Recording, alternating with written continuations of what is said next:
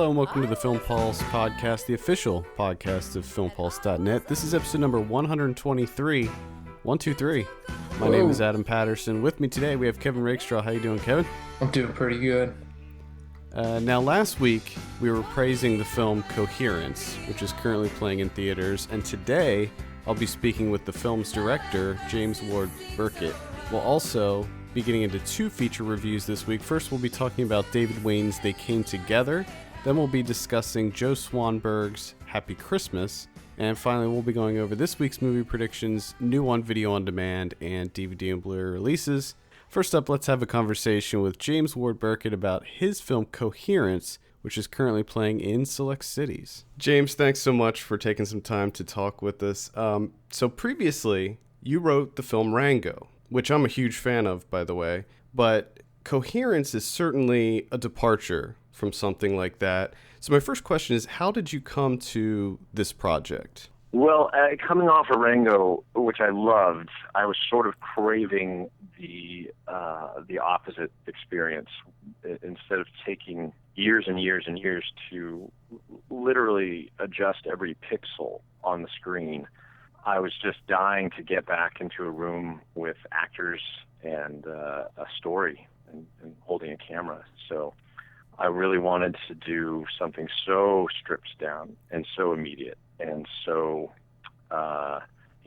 pure, I guess, is the way it felt to me at the moment. And what made you decide to make a film that was kind of centered around the Schrodinger's cat thought experiment? Yeah, I don't know if it's centered around that, but it was really a film centered around my living room because that was the budget that I had. I had a living room and some talented friends, and so that led to this whole really thrilling experiment of saying how do we do something huge that is actually really small.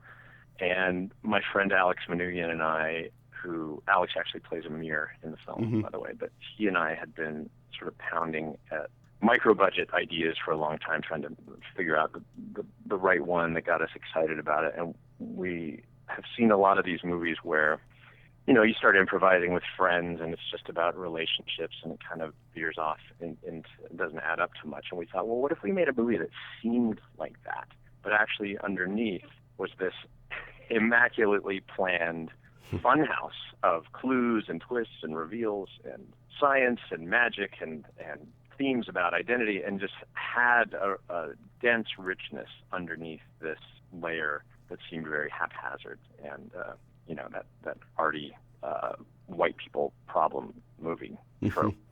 So that just seemed like a really fun starting point because in a way Twilight Zone does that. They have these mundane locations sometimes and a small group of people, but then it gets into this incredible cosmic question. And so we kind of combine those two things, combine the Twilight Zone sensibility and really a B movie from the 50s is what we thought we were making, combined with this very new style of incredibly realistic performances because so much of it is improvised. And really that's only allowed because this new generation of cameras that you can actually go out and buy. You don't need a whole camera crew anymore to shoot a film. So that just became this completely exhilarating ride for us. So we felt like we were on the cutting edge of something because really this has never been done before, where you actually improvise your way through something this complex, where the skeleton of it is, a year of planning the puzzle aspect of it. But the actual shooting is only 5 days because you're allowing this real-time experience to unfold. Well, that actually brings up a good point, because my next question was involving the performances. So one of the things that impressed me the most about this film, other than the ridiculously complicated plot that I loved, were the performances. They feel incredibly natural. And I did read that much of the film is improvised. I was wondering if you could just kind of take us through the process of how you decided to do that and how much of it is improvised. And was it like the conversations between the characters? Did you have it mapped out? Yeah, think of it like a fun house where there's room after room where there's only one door in and one door out. And so there's only one path through the fun house. And you don't know what's going to happen in each room. You don't know if it's going to be funny mirrors or if something's going to jump out and scare you or if you're going to get lost in the dark. But the designer of the funhouse knows how you're going to go through, and he knows how you're probably going to react to these things, and he can build an experience. So you don't need a script to get yourself through that. You're still going to go a very specific narrative path through the funhouse. But what you do within each little room is up to you, and that's how we thought of it. So what the actors actually say is up to them, and we said be as natural as you can. I don't want any false moments in the whole thing. You know, you're playing versions of yourselves, or you're playing sort of alternate, exaggerated iterations of your personalities here. But don't give us any false notes. If something scares you, be scared. If you can't hear something, say what. If someone is annoying you, just go with whatever instinct you've got in the moment, because we're going to get you through the next door. We know where the next room is. And that was, again, part of the experiment I've always wanted to try, where we get rid of this script, scripts are so efficient today that they don't talk. They don't sound like people talking. People don't talk like that. Right, and yeah. I wanted the messiness of human interaction, overlapping dialogue of repeated phrases and confusion. And it's great because that's what made this film work. I mean, it was a low-budget science fiction movie, which a lot of times those don't necessarily work. I think I can think of a handful off the top of my head, like Primer, where a low-budget science fiction movie actually works. And I think that one of the big things that makes Coherence work is the fact that everything just feels real. It feels very natural. Yeah, that's nice to hear, because that was the whole goal. When you were kind of mapping out the different realities and the different elements of the structure of this film, did your previous work as a storyboard artist help with kind of figuring out how this all pieces together? No, the storyboarding helps just because I've had so many years of having to come up with interesting compositions in the moment. So the storyboarding helped in the actual shooting of the movie, because I have to improvise just as much as the actors. My DP, Nick Sadler, who was a lifesaver on this, he and I shot the movie together. So we're the only crew in there with the actors. There's no grips, there's no gaffers, there's no electricians, there's no help of any kind. It's just Nick and I. And we have to instantly compose a shot based on whatever the actors are doing. We told them, you guys go anywhere in the house you need to go. If you need to go to the kitchen, go. If you don't want to go to the bathroom, go. We'll follow you. We're not going to block anything. We're not going to rehearse anything. And so I think the storyboarding background really helped with just figuring out where the camera should be. And if I would see Nick doing something, I could calculate, all right, well, if he's shooting that, where should my camera probably be in order to have an editable shot here. The way that you shoot it, it's a very intimate feeling movie where there's a lot of really close-in shots. It looks like you used almost all handheld work. Is that how you filmed it? Yeah, exactly. It was the only way when you're doing this type of thing, because you're not rehearsing. You have to you can't plan any shots. You're just responding to what they're doing, so it has to be handheld. That's crazy. I mean, I just... It was crazy. I don't recommend it. When I'm watching the film, I was just like, it's a complete mindfuck, really. Yeah. I mean, when you're going through it, you're just like, okay, this person is not this person, and then, like, I don't want to give away too much of what happens in the movie, but it just gets so complex. It's incredible to me that you were somehow able to kind of put this all together on the fly. Well, again, it's a year of planning that puzzle.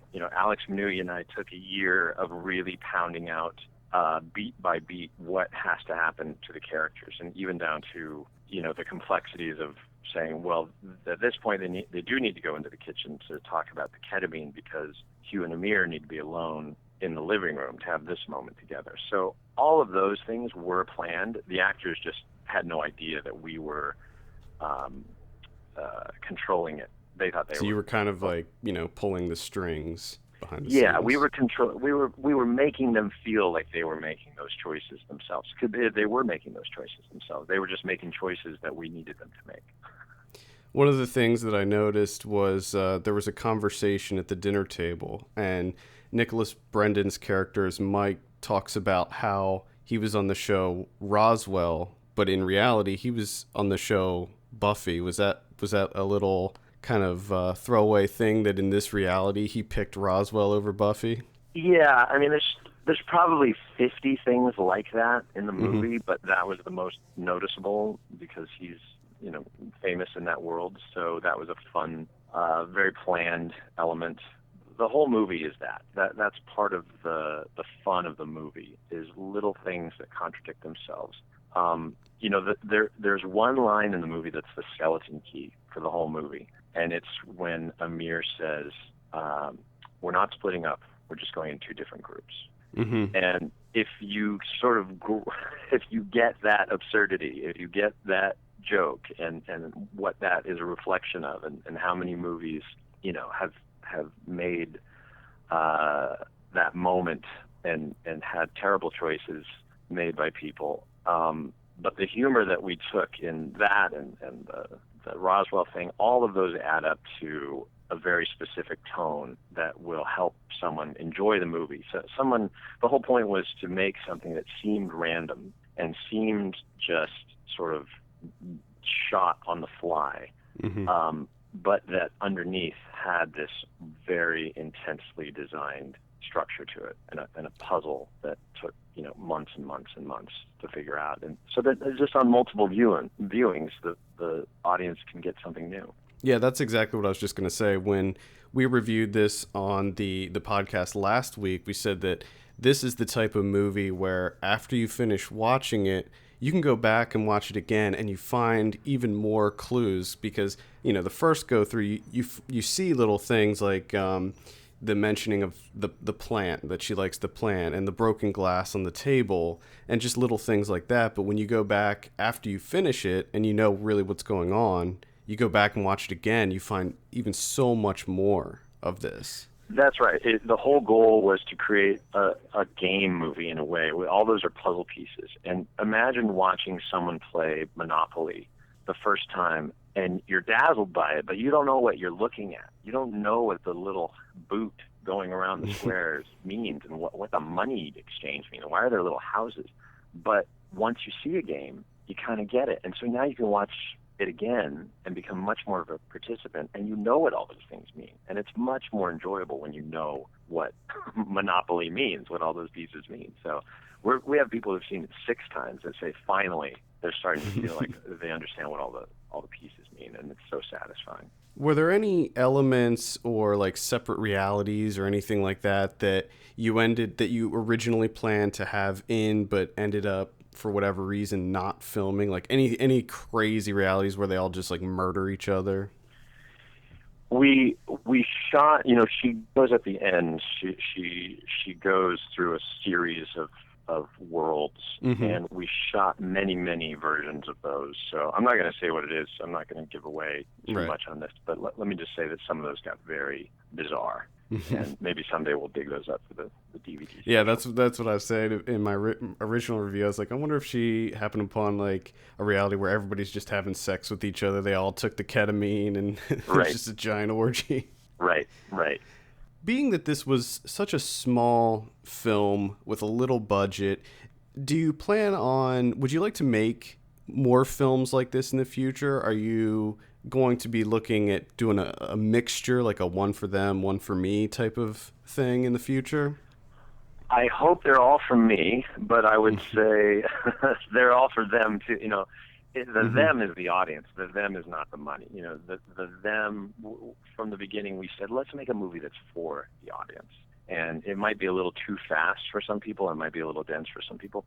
But we're going to trust that there's this kind of layer of smart, super movie fans that can handle it. So all the movies are going to be for them, because then they're for us too. We're not going to worry about the money too much. I don't think I could ever sign on just to make a movie for the money. I think that would be hellish. Well, a lot of people do it.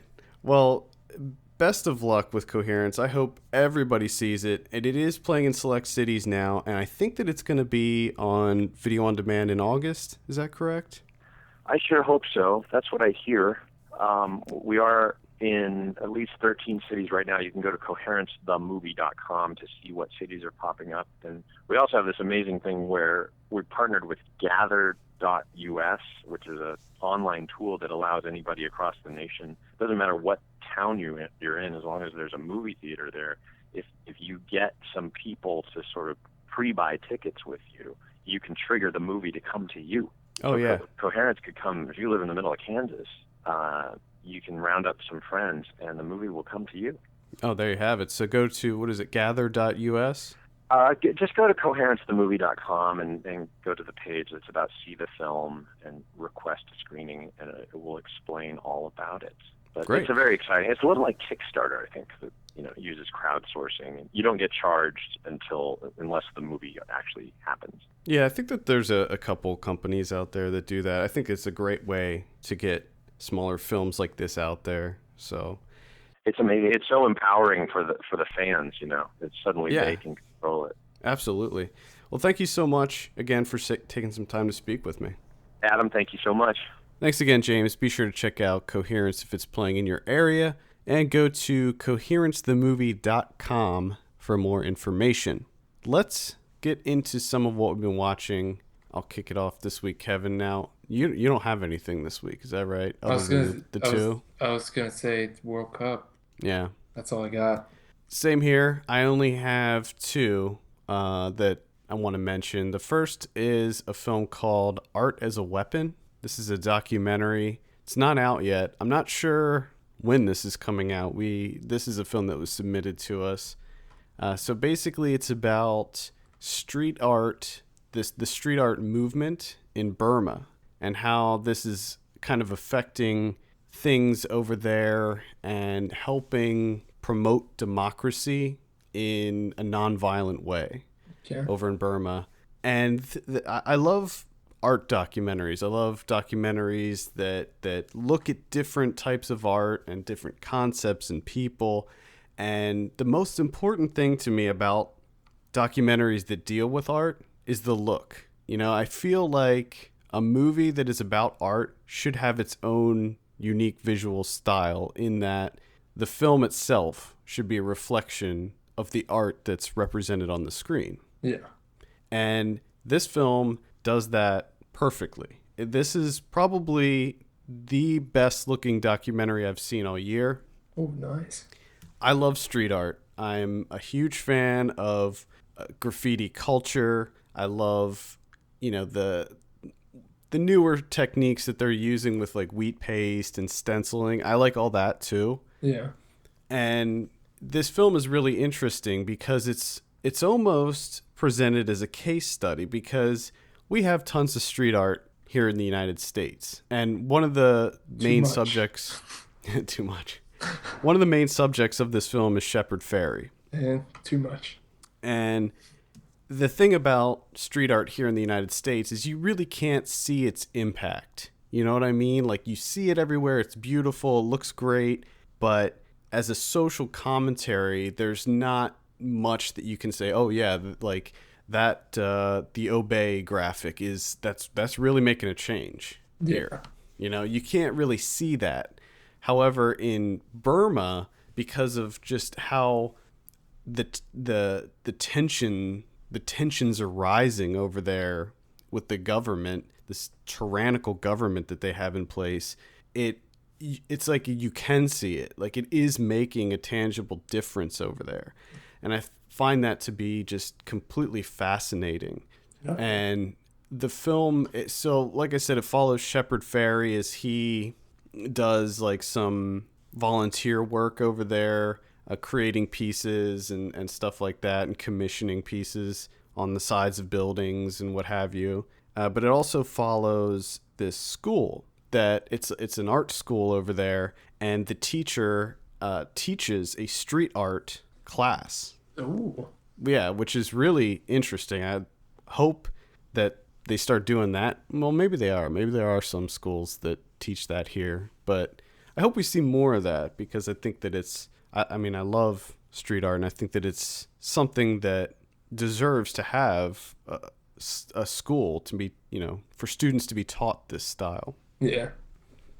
So it follows these kids as they learn all about street art, not just the techniques, with stenciling, graffiti, wheat paste, all the different techniques, but they also learn kind of the philosophies of it and the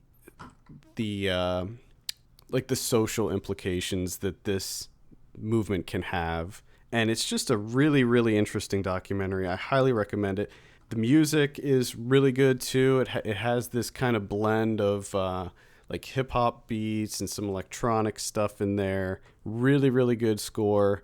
And the film is just gorgeous. I mean, not just the art that they show in the movie, but I mean, it's just all of the shots. The cinematography is incredible. Highly recommend it. It's a short film. It's only like 75 minutes long. And I actually was left wanting more. Like I wanted more of this. Yeah. It's directed by Jeff Durkin, by the way. That sounds pretty good. And it's also interesting because there's this kind of heightened sense of danger when you're talking about street art in Burma as opposed to the United States. In the United States, if you get caught tagging a building, you get a slap on the wrist and maybe a fine. But over there, you get thrown in prison and tortured. Yeah, a little more. The stakes are a little bit higher. Yeah. But definitely recommend this. I hope that it does get a release at some point. I know that this was a Kickstarter-backed film as well. Oh, okay. Mm-hmm. Interesting. Interesting. Art as a weapon. Highly recommend it. And then the only other one that I saw was a film called Perfect Blue. No, I've been wanting to see this for a long time. Same here. I'm sure. This is it's an anime film from 1997, directed by Satoshi Kon. Now, this is the guy who did it's definitely one of my favorite anime series, and I'm thinking it's probably one of yours, Paranoia Agent. Do you remember that series? I do not. You don't remember Paranoia Agent? No. Should I? I think you should know it, because I'm pretty sure when I was watching it, you were watching it too. It was about the kid that rode around he had rollerblades and he rode around and hit people with bats, and it like changed their lives forever. I want to now. That sounds dude, awesome. I thought for sure you saw Paranoia Agent. It was by far one of my favorite anime series. It might be one of those things that if I started watching it, I'd be like, oh yeah, I remember this. Yeah, it had a really great intro where it was just like people laughing. You need to get on that. I don't know if it's on Netflix or whatever, but it's not a like one of these 100+ episode series. It's just like a little mini series, so you can breeze through it easily. But I think that you will love Paranoia Agent. Yeah, I'm gonna get on that. So Perfect Blue plays out sort of like noir in a way. It's about a girl who she's a singer in a pop group, and she decides to leave that career behind and pursue a career of acting. And some weird stuff starts to happen in her life, and she starts having these weird hallucinations, and she also finds that there's someone stalking her. Okay. And we never really know. It's one of these kind of mindfuck movies where you never really know what's real and what's not, because some of the scenes that we see in the movie are her acting in a show that she's on, like a cop show. So it really blurs the lines between reality and this kind of nightmare world. And I really liked it. It was really good. The animation is, for me, it was kind of there were certain aspects of it that were really good. Like certain scenes looked really vivid and detailed, and then other scenes just felt kind of generic. There was like a scene in particular where she's falling down a flight of stairs, and it just looked so real, and she was just the animation was just so fully articulated that it looked really good. But I wouldn't say it's on the same level as something like Akira or a Studio Ghibli film or anything like that. But it's also very dark. It's very violent. It's very disturbing film. Yeah, it seems like it would be very disturbing. Yeah, there's there's a rape scene in it that it's not real, but it looks real, and it's still very, very disturbing to get through. I can imagine. Like, because her character on this show that she's in gets raped at one point, and it was a very odd scene, but still very difficult to get through. But I do recommend it if you haven't seen it yet. Perfect Blue. I think it came out in the United States in 99, but originally it came out in 97. It was also interesting because the stalker that she has creates a blog and poses as her on this blog. And it was, this was 97, so this is like early days of the internet. So like the character doesn't really know how to use the internet. She doesn't have a computer, and like one of her roommates gets her a computer and teaches her how to get on the internet. And it was just kind of interesting to see. Sort of like a little time travel. Yeah. But going back early days of the internet. Still recommend it. Very very interesting film.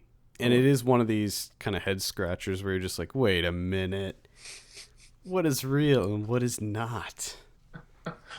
Has a really stupid ending too. Like not the actual like what happens, but just like the final line of dialogue at the end is like laughably bad. I don't know why they included it, but other than that, great movie. Did they say the title of the movie? No, but that'd be funny. Perfect Blue. What color is that? Perfect Blue. End credits. All right. Shall we get into They Came Together? You want to hit that one first? Let's hit it. All right. So the first movie we're going to be talking about today is They Came Together. This is directed by David Wain, and it's written by Michael Showalter and David Wain. I have a synopsis here. When Joel and Molly meet, it's hate at first sight. His big corporate candy company threatens to shut down her quirky indie shop. Plus, Joel is hung up on his sexy ex. But amazingly, they fall in love until they break up 2/3 of the way through, and Molly starts dating her accountant. But then, right at the end, well, you'll just have to see. Hint, Joel makes a big speech and they get back together. So this stars Paul Rudd and Amy Poehler, but there are a shitload of people in this movie. Tons. We got Kobe Smulders, Christopher Maloney, Max Greenfield, Bill Hader, Ellie Kemper, Jason Mantzoukas, Melanie Linsky, who we'll be coming back to in our next review, Ed Helms, Michael Ian Black, Kenan Thompson, Jack McBrayer, Ken Marino, probably some other ones that I'm missing. Michael Shannon. Oh yeah, Michael Shannon. That's right. Oh my god, that was a surprise. I don't know if that's like a spoiler or not. No, I guess not. So I actually wrote a review for this. I didn't post it yet. I'll probably post it up after we record this. So we'll start with you, Kevin. What did you think of They Came Together? Oh my. It was rough to get into at first because they go through the whole like it's so self-aware at the beginning about like how they're going to go through the formula of the romantic comedy genre, and then once it finally gets through that, it starts to pick up a little bit, and then for whatever reason for me it just kind of fell apart, and just I don't know what it was. It didn't work for me in a lot of areas. Yeah, it didn't work for me either, and I say that with a heavy heart because I'm a big fan of David Wain. Wet Hot American Summer is one of my all-time favorite comedies. I love it. I can rewatch it a million times. And this is very close to Wet Hot American Summer in that it's spoofing another genre of film. Oh, they're goofing and spoofing like crazy. Oh, they're goofing and spoofing all over the place. But the problem is the difference between They Came Together and Wet Hot American Summer is Wet Hot American Summer was like that type of film. Like it was that genre, and yeah, they were goofing and spoofing it, but like they took it seriously. Right. This one, it looks like they're trying way too fucking hard. Yeah, it wasn't as kind of self-referential as this one is. It wasn't giving as many winks and nods to the camera as this Yeah, one this was. it was too on the nose, too direct. Like the And, fact that they were doing like the voiceover and pointing stuff out was just really irritating. It's very it grated on my nerves. I just wanted them to shut up. the problem, well, I think one of the big problems is that it is so, it is mimicking a romantic comedy so much that it just ends up feeling like a goofy romantic comedy. Yeah, but And I don't no, like romantic comedies. So no. it's like it's a tricky movie. When I was writing the review for this, it was a tricky review to write because it's formulaic on purpose. It's Yeah, supposed to be that way, but at the same time, it wasn't working for me at all. Like I didn't find it that funny. I think that there are moments that were really funny, but for the most part, it felt really disjointed to me. It felt like it was kind of just there would be something funny that would happen, but then we would move on so quickly that it doesn't yeah, give you any time to sink in, and then they're just like immediately going into the next joke or the ramp up to the next joke. yeah. And then And like the if next bit, and then some of the bits play out entirely too long. It feels a lot um, like a Saturday Night Live skit right, and that's where exactly like what I was just going to say. where the premise is like it's a pretty good premise, but it just goes on for entirely too long. Yeah. It felt like a series of disjointed sketches from SNL. Because it seemed like David Wain and Michael Showalter were so concerned about putting in this piece from, this romantic comedy or this trope or whatever, that the story of this movie never really felt cohesive, and the characters were never really that interesting either. Like, that was one thing in Wet Hot American Summer. All of the characters were unique and they were all funny in their own way, and they all had their own personalities, and I could really latch on to a lot of the characters in Wet Hot American Summer, whereas in this movie they were all just flat and generic. And again, maybe that was the point. Yeah, Maybe the whole point of this movie was to not be good. good. Well, they succeeded. Yeah. Well, I think that the big thing about it is that it's not that funny. Like, at No. least to me, it wasn't that funny. And that's kind of where this movie falls short, is that a lot of the jokes just didn't land. They were just a little too stupid Oh, some of them are for just me. the Like, the waiter with well, he has a pull up his ass, and then he does. Oh man, yeah, he yeah. walks around with the pole sticking out of his ass. I That's didn't find that. hilarious. I didn't find that funny. The Christopher Maloney pants shitting scene uh, it was funny, but it just dragged. It was just a little Yeah. bit, too long. The, I did enjoy that actually a little bit. I just loved his new costume. how he's just sitting there in the robe. He's like, I'm about to take a shower, guy. For some reason, and I don't know if you laughed at this, but the scene that made me laugh the most was just the conversation that Paul Rudd had with the bartender, where he kept repeating. They just kept repeating everything over and Oh over my and over God. That again. was the thing I hated the most. Yeah. See, for some reason, and normally I hate it when they do that. Like the "Who's on first" Yeah. joke, but for some reason that just made me. I think because at first I didn't laugh at it, but the fact It that just they kept doing it for like 5 minutes and it was like it broke you entirely down. too long. It broke you down. Yeah, it broke me down. And you And the just other had to thing, laugh because but you had to laugh to keep yourself from killing yourself, probably. maybe that's what it was. And there was another little scene. It was towards the end of the movie. Paul Rudd gets into a cab, and it turns out that his brother is driving the cab. And they cut back to Paul Rudd, and he does this like funny facial expression that really made me laugh. But those are like the two. I think those were like the two biggest laughs I got out of the whole fucking movie. Yeah, I didn't. I'm trying to think what I already forget like half of this film, and I watched it yesterday. Yeah, same here. The It only is, yeah, it's very forgettable. unfortunately, it is forgettable. I think thing really made me laugh again was the Christopher Maloney. I just loved when he had the new costume on and when he was trying to like break down what happened in the bathroom. Hmm. Just him trying to sell that for whatever reason made me laugh. And the fact that he did sell it and they were trying to figure out who it was. And just anytime that they were trying to say something and like Paul Rudd when they're talking, Amy Poehler's like trying to get out the let's go have food or let's go get coffee or whatever it is. And she keeps flubbing the line just over and over and over again.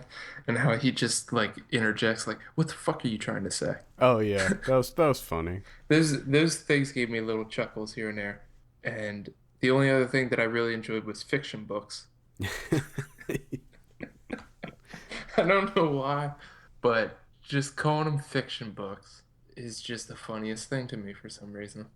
And I think maybe that's another reason that I liked Wet Hot American Summer more was because the thing that I find funny about that movie isn't the visual gags and the kind of spoof type stuff. It's the dialogue. It's the ridiculous things those characters say, and I don't feel like there were that many moments in this movie No. where they say things that are just, just ridiculous. Like in Wet Hot American Summer, almost every line was funny. Like when Paul Rudd looks at Elizabeth Banks, he's just like, "Got barbecue sauce all over your face." Just even little lines like that, I thought were so funny in that movie.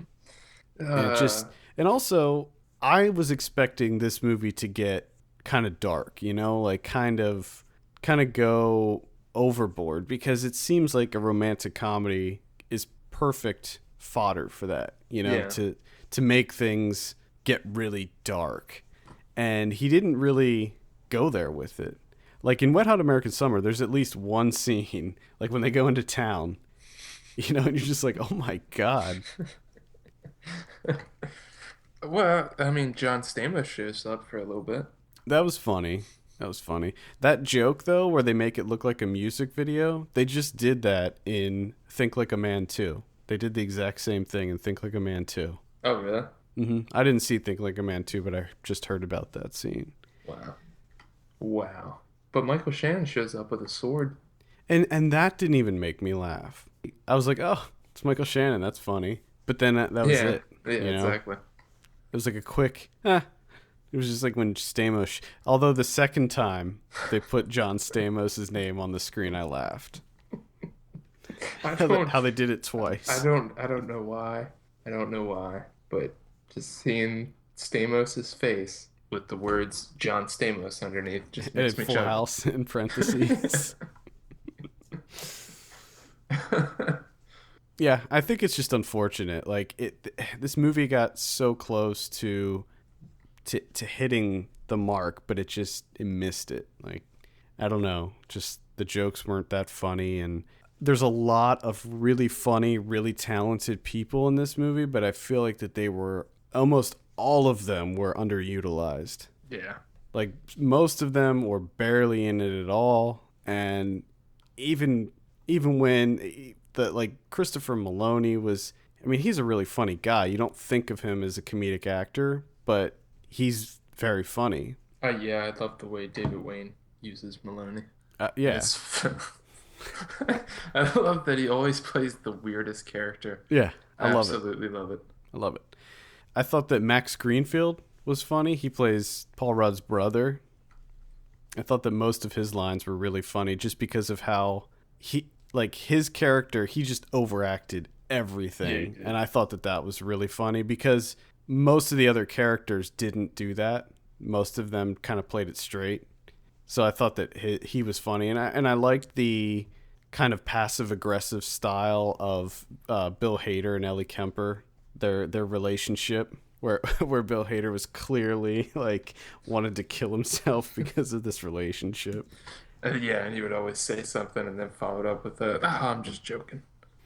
Yeah, I thought that was funny. And Jason Mantzoukas, I think that he's always funny. He can just him sitting at a table Yeah, can be just funny. him existing. Yeah. It's funny for some reason. I think it's the face. His face is funny. He's just a funny guy. Michael Ian Black, not that funny in it. I just wish, I wish it was better. I wanted it to be so much better than what it was, and it wasn't, and I was really disappointed. It's just, so much wasted talent here. And they kept getting stuck in these little K-holes of like unfunny, like all the unfunny jokes seem to last forever. You know what I mean? Yeah. One other thing that I remembered was the cheeseburger trick, magic Yeah, trick. that was funny. I don't know why. Just pulling a cheeseburger out of thin air. It's funny. I wish I could do that. I wish I could Me just too. pull cheeseburgers out. Can't. I mean, they really do nail the whole romantic comedy formula, though. I mean, Oh, yeah. that's one thing you can say. Like, they hit the nail on the head with that. But then again, it's not that difficult. You just watch like 10 romantic comedies. They're all the same. You write down the formula, then you make fun of it. Yeah, and the problem was that they just didn't make fun of it very Well very enough. good, very well. Yeah, so I think that maybe upon a second or third viewing, this could be a film that grows on me over time. Yeah. David Wain's movies seem to have that effect where maybe the first time you see it doesn't really hit, but then later, and it could be, but for now it's just kind of unfortunate. It's just a wasted opportunity. Truly is. Truly All right. is. Any final thoughts on They Came Together? No. Nope. Nope. What are you gonna give it out of 10? Like a 5? Well, that's what I gave it. I gave it a 5. It was like I said before, it's a tough one to give a score to because it's kind of intentionally bad, you know? Yeah, but there's a difference between intentionally bad and funny and intentionally bad and just bad. And see, that's why I ended up giving it a 5 because I feel like the comedy just didn't really work for me. No. I mean, it works and it doesn't. More often than not, it doesn't. But the problem for me, which I hate these types of movies for this reason, is like they don't elicit any feelings from me at all. I'm just sort of like, meh. Like I really don't have that much to say about it. Like I don't care. Like I said, I watched it yesterday. I pretty much have forgotten most of it. Mm-hmm. Yeah, I agree. Speaking of movies that I don't have a lot to say about, let's move on to our next film, Happy Christmas. This is written and directed by Joe Swanberg, who I'm also, I would say that I'm a fan of Joe Swanberg's work. I've liked most of his movies, and I've seen quite a few of them at this point. So this, I have a synopsis here. Irresponsible 20-something Jenny arrives in Chicago to live with her older brother, Jeff, a young filmmaker living a happy existence with his novelist wife, Kelly, and their 2-year-old son. Jenny's arrival shakes up their quiet domesticity as she and her friend, Carson, instigate an evolution in Kelly's life and career. Meanwhile, Jenny strikes up a rocky relationship with the family's babysitter, cum pot dealer. All right. That's That is a hell of a synopsis. So, oddly enough, that actually like encompasses the entire movie. yeah, so I thought that Happy Christmas, I would describe it as a cute film. I thought it was cute, but there just isn't a whole lot of meat. There's nothing to this. Yeah, there's just not a lot going on in this movie. It almost feels like a short film because there's no... I guess it's not a spoiler or anything. There's no real... You can't spoil it. There's nothing happens. There's no resolution. There's no even serious conflict. I mean, the most major conflict occurs in the trailer. So it's not like What was in the trailer? the food burning. Oh, where she tries to drunk make a pizza. Yeah. You never make pizza drunk.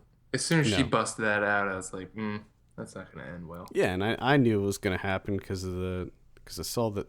I feel like I saw the whole movie in the trailer. Really. You probably did. I didn't see the trailer, but you probably did. I mean, you pretty much described the entire movie in the synopsis. So Yeah, I mean, I thought it was funny. There were several moments that made me laugh. I thought that Lena Dunham was good in this, I did. but I thoroughly enjoyed when it was Lena Dunham, Anna Kendrick, and Melanie Basinski just sitting around and discussing her 50 Shades of Grey knockoff uh-huh. novel. Like I could have just watched that all day, Yeah, I thought that was funny. just them riffing on that idea. And then Swanberg would show up, and I was like, "Damn it!" Suck, sucks the life right out. Yeah, damn it, Swanberg. But I do have to point out that I think that this was probably his best acting role. Um, I think this is the best acting I've ever seen out of Joe Swanberg.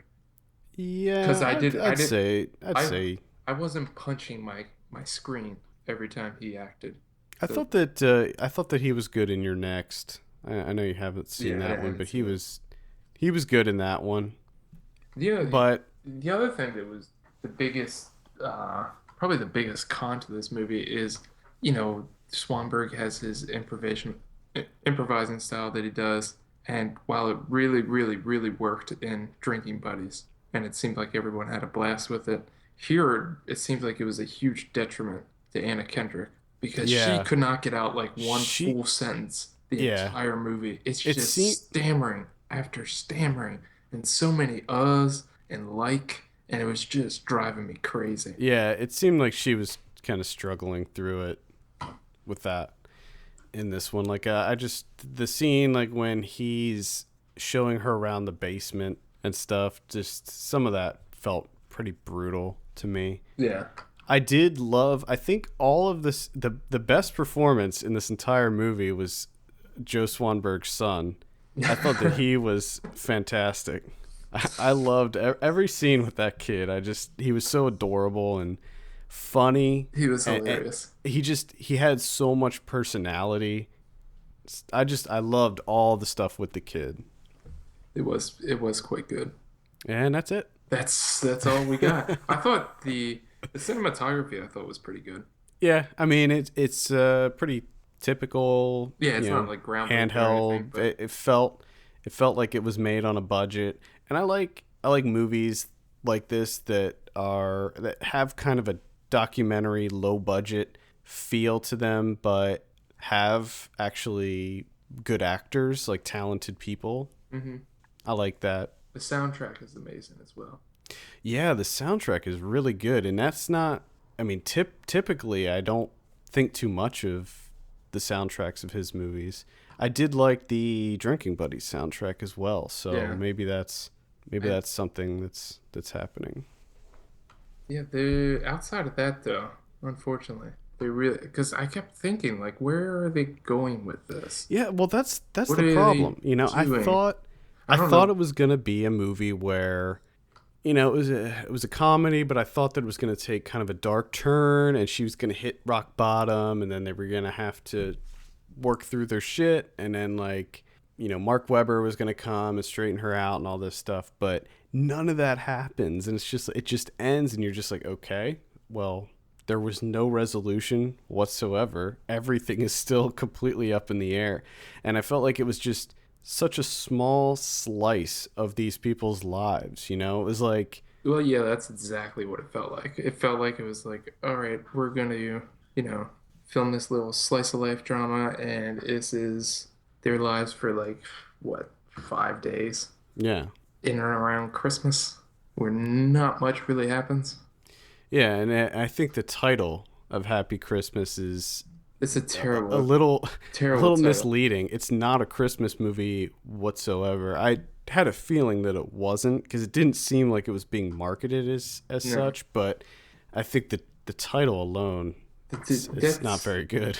to me, honestly one of the worst titles And ever. really, like, they make it out to be that Anna Kendrick is just this like raging alcoholic. Like, she's got serious problems. Like, she is just bringing this whole family down. But that's not She really what she happens. burned a fucking pizza. She burned a pizza. I mean, if anything, because the way that they're billing it, it's like, oh, well, you know, she's kind of like one of these, she's just a whirlwind of chaos that she fucks with everybody's lives, you know, when she's around. But it seems to me like she was kind of making everybody better, you know, like She's cheering everybody up. yeah, she was making her brother feel happy, and she was helping. What's her character's name? Kelly.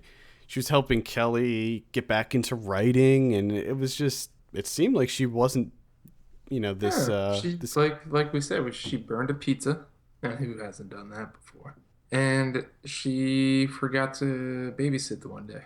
That's it. because she woke up late. And that's the other thing. Like, I don't know if we were supposed to think of her as being like she's becoming an alcoholic or something like that, but you know, she just went through a breakup. You know, she's going through a shitty time. Yeah. So of course she's gonna booze it up a little bit. You're gonna lose yourself. You're gonna lose yourself a little bit with the booze, in the It's not like she was like shooting heroin down in Swanberg's basement. no. Shooting heroin, making money through prostitution. It's nothing like that. She's just smoking some weed, playing on her iMac book, whatever. And burning pizzas. That's all she fucking did. Come on, it's not that big of a deal. Yeah. I thought that this movie could have used another act, like an entire, like a whole other act. would have probably made this movie feel more complete. Now, the interesting thing is as I was watching this, the entire runtime, I didn't really mind it. Like, I enjoyed myself. Oh yeah, same here. But When it again, ended, I was like, "What the fuck? I was like, what is going on here? Did I miss like a huge portion of this movie?" did I just zone out at one point and miss everything? You fell asleep and you woke up, and all of a sudden it was the credits. I did enjoy the way the movie ended.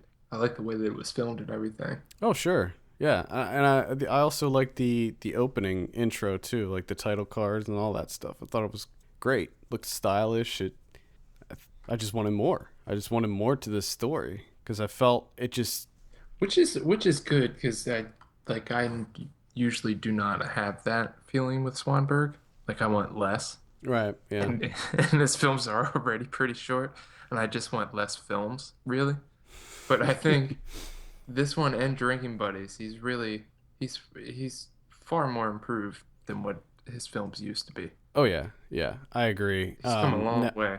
Yeah. Now I did see 24 Exposures, which came out. Forgot that he did that. In between there, and I hated that movie. A lot of people like that movie though, but I thought it was terrible. So yeah, I think that like Drinking Buddies, this is an accessible film. I think that it's the easiest to watch out of all of his, with the exception of Drinking Buddies.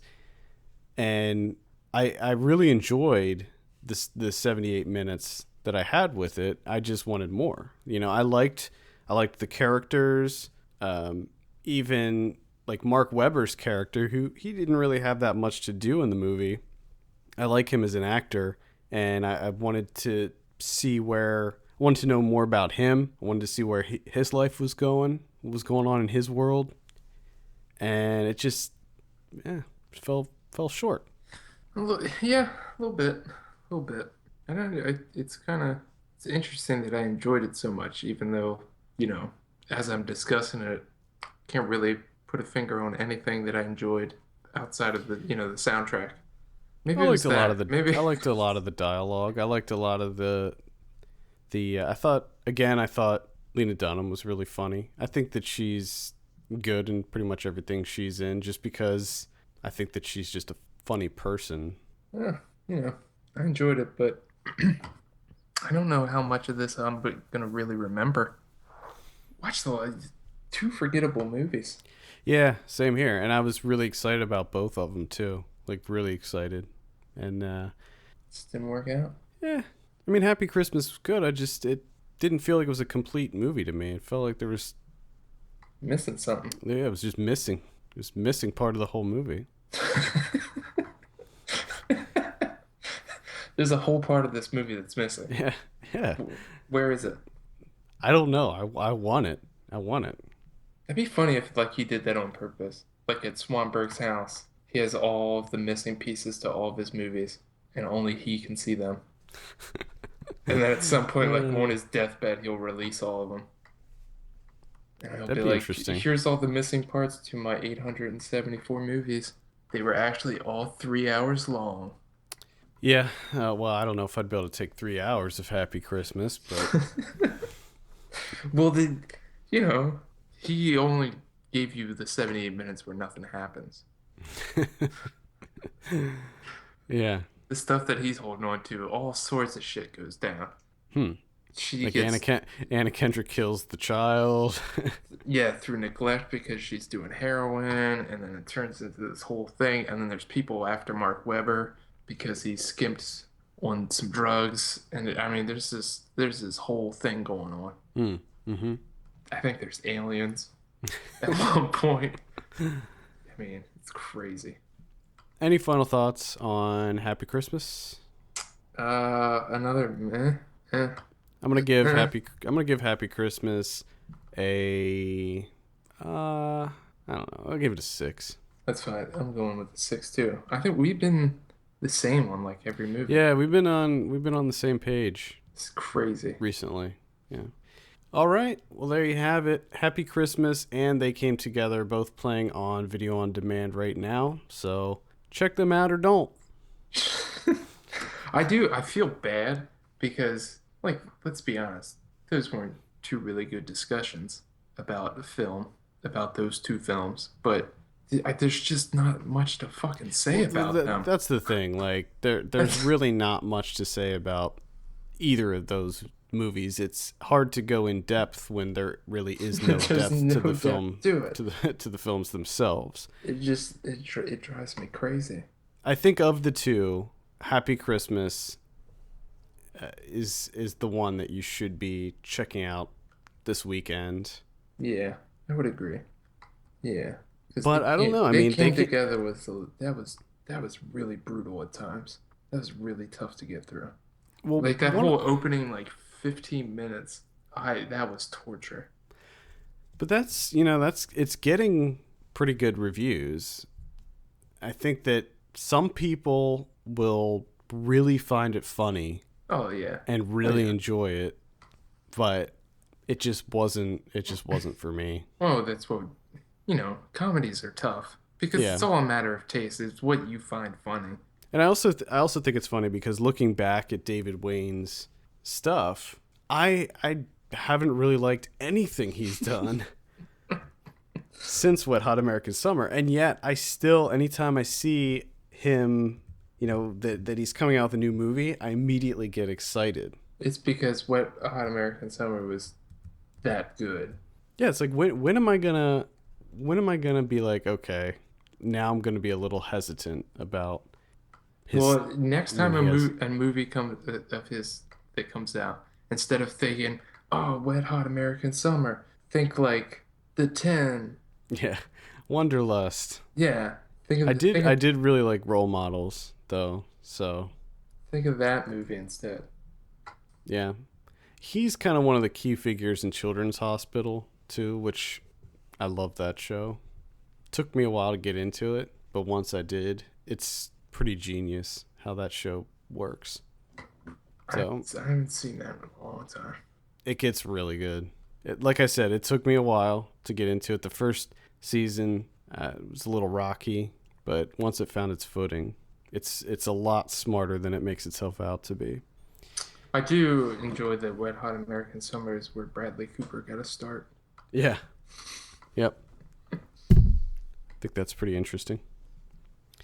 All right, let's move on and talk about some predictions. Last week we said Transformers: Age of Extinction. You said 36. I said 45. Actual 17. And I was gonna. When I talked to you late last week, I was like, I think I'm gonna have to go see it and review it for the site. And you know what? I couldn't do it. I couldn't bring myself to do it. Good. I couldn't, because it's like I make a lot of sacrifices for the website. I watch a lot of bad movies just to get a review up.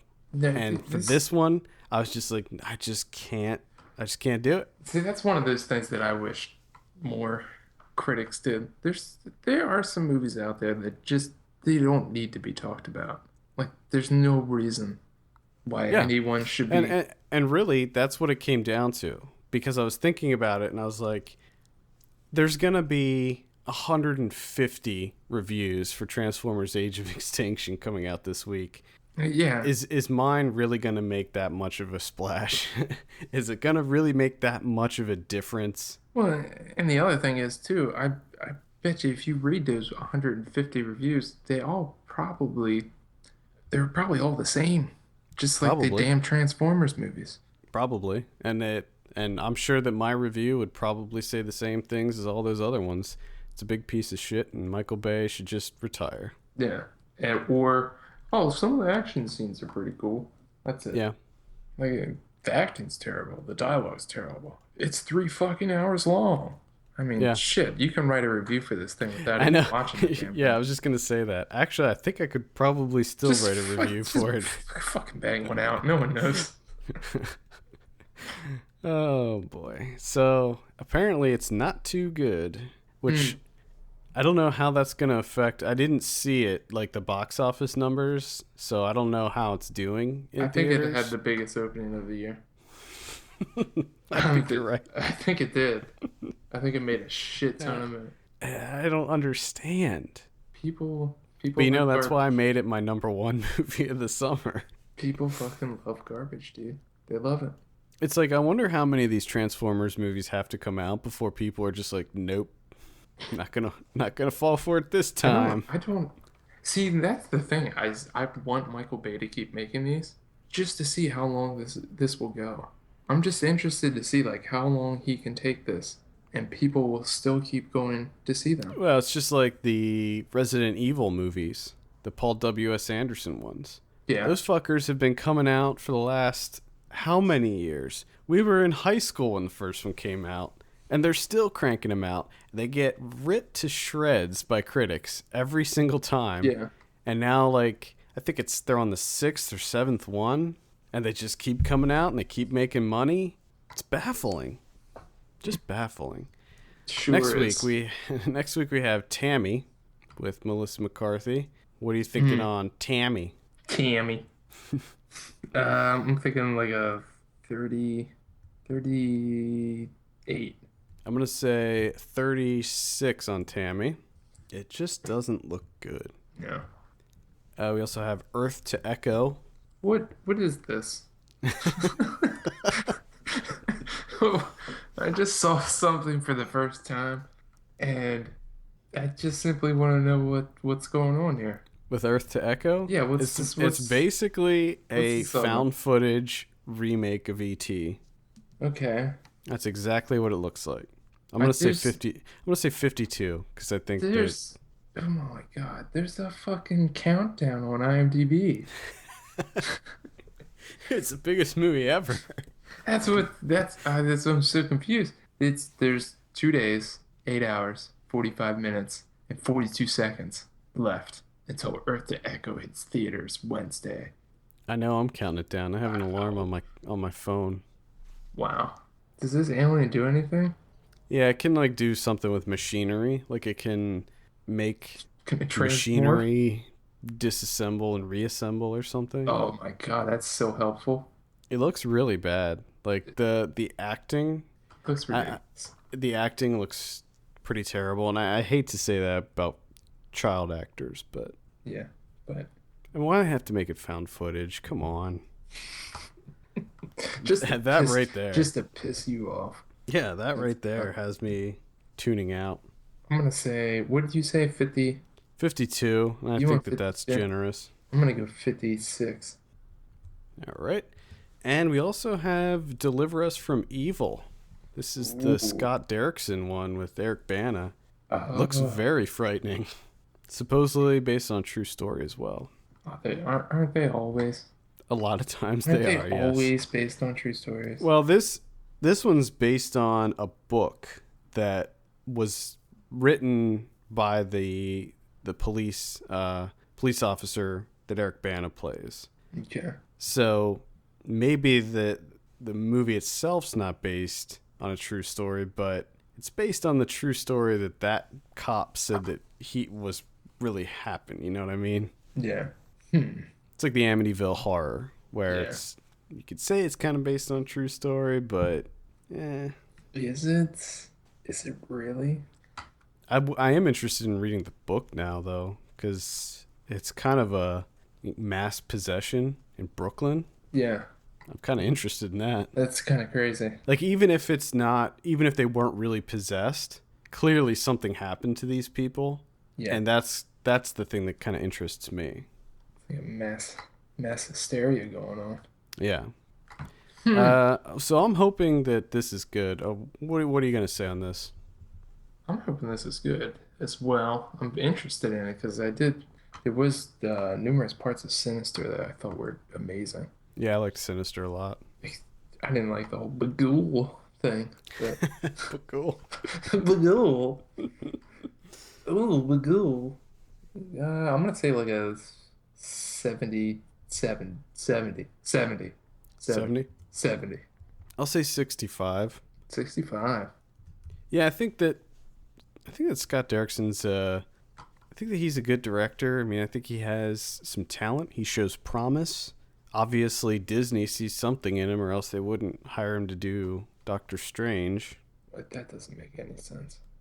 It does if they make it a horror movie, which I'm really hoping they do. Yeah, but It makes. You think they're going to? No, they might. I mean, it'll definitely deal with like dark magic and stuff like that. So I think that it could be within his wheelhouse. Sure. I mean, we'll have to. Hopefully it works out. I hope so. Also, in limited release next week, we have Premature, Life Itself, which is the Ebert doc. Highly recommend that. And Beyond the Edge. Ooh, Beyond the Edge. Yeah. Three major releases next week. That is something rare. What do we got going on here? Well, I mean, the ones that I just mentioned, Tammy, Earth Echo, and Deliver Us from Evil. It's rare that we get 3 wide release movies in a week. Yeah, that is true. I mean, back in the day, there'd be like 5 movies that would come out every week. These days, it's just the big ones, the big blockbusters that get. Next week on Video on Demand, we have Mutual Friends. I don't know anything about that. That sounds terrible. Premature, which Ryan and I saw at South by, and I don't recommend it. Beyond the Edge, and Life Itself. Okay. Again, check out Life Itself. If you're a movie fan, if you're a cinephile, you owe it to yourself. Yeah, it doesn't really make sense if you don't like movies. No, but then again, it doesn't really make sense if you're listening to this and you don't like movies. I have a feeling that that's like most of our listenership. Well, they just listen. They hate movies, and they just listen. I think they just listen to like judge us. To silently judge us. Did you haters. ever meet somebody? Did you ever talk to somebody that says they don't like movies? Have you ever encountered someone in your life? I've met people that are like indifferent towards movies, where like they don't really watch them at all. Yeah, they'll watch like a couple a year. Yeah, and they know like absolutely nothing about them, and I always find that extremely bizarre. And I automatically don't like you and do not trust you at all if that's the case. It's the same if you ask someone like, "What type of music do you like?" and they're like, "Oh, yeah, I'm not really into music." Because who the fuck's not into music? Like how I think do you it's not even listen to music?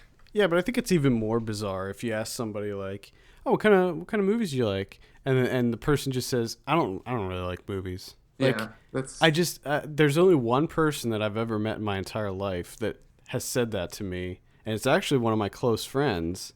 And to this day, I don't understand his existence, like how he can even be on this earth. What's the point of it? What's he doing? Oh, he's probably like out doing stuff and living. I don't think he does. I don't think he does that much. I don't think he does that much, really. DVD and Blu-ray releases, not a whole lot. Next week we have Afflicted, which is a found love that one. footage. It's a found footage horror movie that I recommend. Oh, really? I thought you didn't like this one. No, I like this one a lot. Okay. Yeah, I was this one thinking is something else. this one is solid. It's a solid film. It's probably, I think there were like 2 found footage horror movies that came out this year that I actually liked, but this is by far the best. Okay. I thoroughly enjoyed it. It is super fun. The special effects in it are really, really good, and it's awesome. Nice. So, highly recommend that one. And we also have The Unknown Known, which is the, is it Alex Gibney? No, Errol Morris. Errol Morris. Errol Morris, yeah. Documentary about Rumsfeld. Rumsfeld. That was okay. The old rummy. Any Criterions or any other ones I missed? No. Criterion's on hiatus for the World Cup. I guess that's what it is. Probably 4th of July would be my guess as to why there's not too much coming out. I guess that too. Yeah. Well, I think that will wrap it up. Be sure to send us your questions to podcast@filmpulse.net. We'll be sure to answer them on the show. Follow us on Twitter @FilmPulseNet and @FilmPulseKevin. And be sure to rate us on iTunes. We appreciate that very much. For FilmPulse.net, my name is Adam. And I'm Kevin. And we'll see you on Thursday for Ryan Watches a Movie. Okay.